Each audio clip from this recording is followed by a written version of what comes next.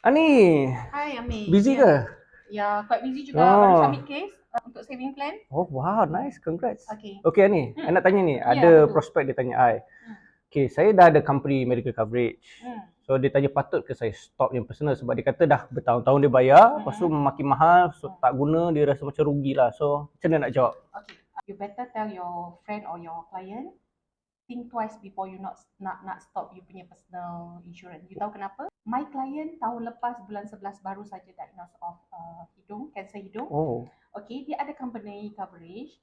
I think company coverage about 25 to 30,000. Mhm. Tetapi untuk buat chemo dengan Mhm. radiotherapy, dia kena guna dia punya personal insurance. Oh. Which means insurance dengan saya lah, Okay. dengan Prudential. So setakat ini dia punya treatment still ongoing. Dah dekat 50,000 ke 60,000. This client actually they just sign up with me 2019. Then up to date premium dah bayar dalam 18,000. Ush.